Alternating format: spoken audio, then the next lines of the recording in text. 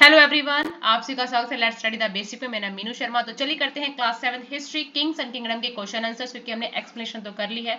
अब बारी इसकी क्वेश्चन आंसर्स की। तो इससे पहले मैं आप सभी से रिक्वेस्ट करना चाहूंगी, अगर आपको हमारी वीडियोस अच्छी लगती है, आपको समझ में आता है, कहीं भी आपके लिए हेल्पफुल है, तो प्लीज हमें सब्सक्राइब करें, शेयर करें, हमें कमेंट भी करें, ताकि हम आपके लिए ऐसी और वीडियोस भी लाते रहें। तो चलिए शुरू करते हैं। क्वेश्चन आंसर्स बहुत ही ईजी है। कुछ हमें यहाँ मैच ऑफ द फॉलोइंग करना है। यहाँ पे देखो, यहाँ पे गुर्जर प्रतिहार, राष्ट्रकूटास, पल्लवास, चोलास। अब आपको इनको जहां ये रहते थे उनसे मेल करना है। गुर्जर प्रतिहार बेसिकली ये गुजरात और राजस्थान के एरिया में रहते थे। राष्ट्रकूट आपने देखा वेस्टर्न डेक्कन में इनका रूलिंग था। पाल्स ये बंगाल के आसपास थे। चोलास ये तमिलनाडु में रहते थे। ठीक है, आपने चोला डायनेस्टी के बारे में और अच्छे से हमारे से पढ़ा होगा। Who were the parties involved in the tripartite struggle? जो त्रिपक्षीय संघर्ष हमेशा होता रहता था, उसमें कौन कौन सी पार्टीज इन्वॉल्व थी। तो हमने देखा गुर्जर प्रतिहार, राष्ट्रकूट और पाल डायनेस्टी के ये तीनों राजा आपस में कन्नौज पर आक्रमण करने के लिए, कन्नौज के राजा बनने के लिए आपस में लड़ते रहते थे। नेक्स्ट है what were the qualification necessary to become a member of communities. तो हमने कल भी देखा था वीडियो में कि एक मेंबर बनने के लिए कुछ कम्युनिटीज, कुछ नेसेसरी क्वालिफिकेशन रिक्वायर थी। कौन कौन सी? कि भाई all those who wish to become members of सभा should be owner of the land from which land revenue is collected. कि जहां से कोई भी रेवेन्यू कलेक्ट किया जा रहा है तो उसका लैंड वहां होना चाहिए, उसका खुद का घर होना चाहिए। दे शुड बिटवीन 35 और 70 ईयर्स ऑफ एज, कि वो 35 से 70 साल के बीच में होना चाहिए। A good knowledge of Vedas, Vedas की उसको अच्छी नॉलेज होनी चाहिए।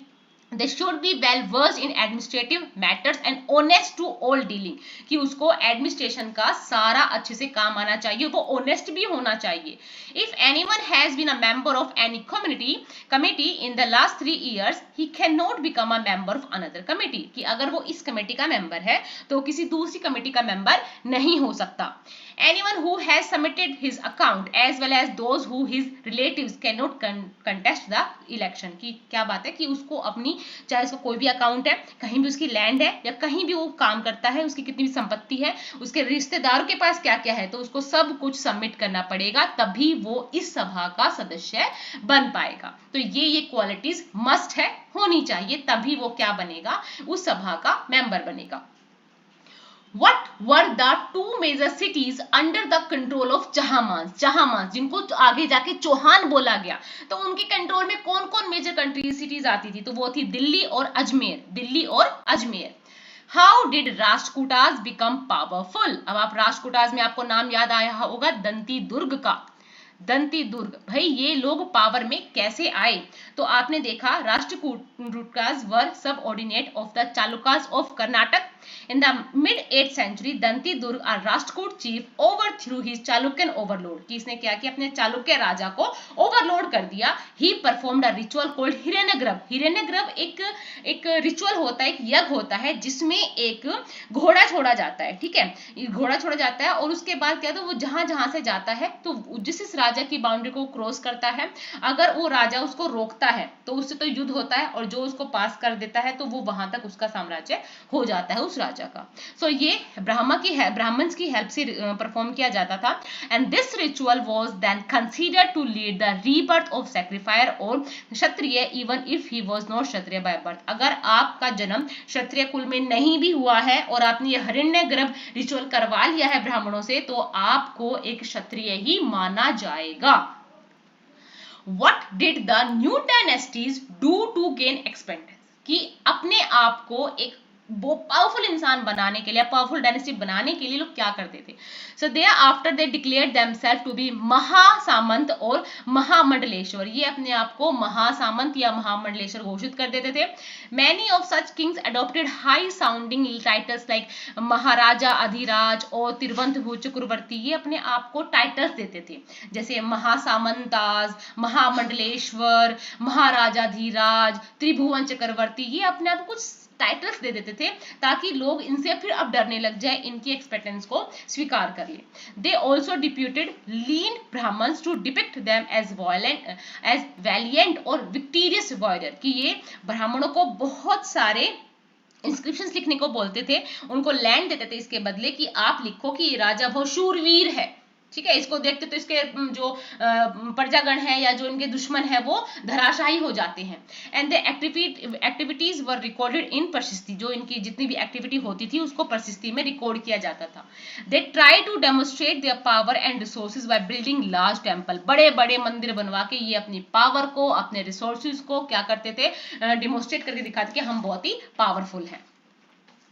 What kind of irrigation work were developed in the Tamil Nadu, जब चोल वंश था तो तमिलनाडु में जो इरिगेशन के लिए क्या क्या डेवलपमेंट हुए उसके बारे में हमें बताना है। So large scale cultivation was developed in Tamil Nadu and in many cases artificial irrigation became necessary, कि जहां जब पानी की जरूरत नहीं है तब आर्टिफिशियल इरिगेशन का इस्तेमाल किया गया और वहां पे उपज को बढ़ाने के लिए बहुत सारे डेवलपमेंट किए गए। वो सारे वेल को डग किया गया, ह्यूज टैंक बनाए गए जिनमें वो रेन वाटर को कलेक्ट कर सकते हैं, कनाल्स बनाए गए बहुत सारे।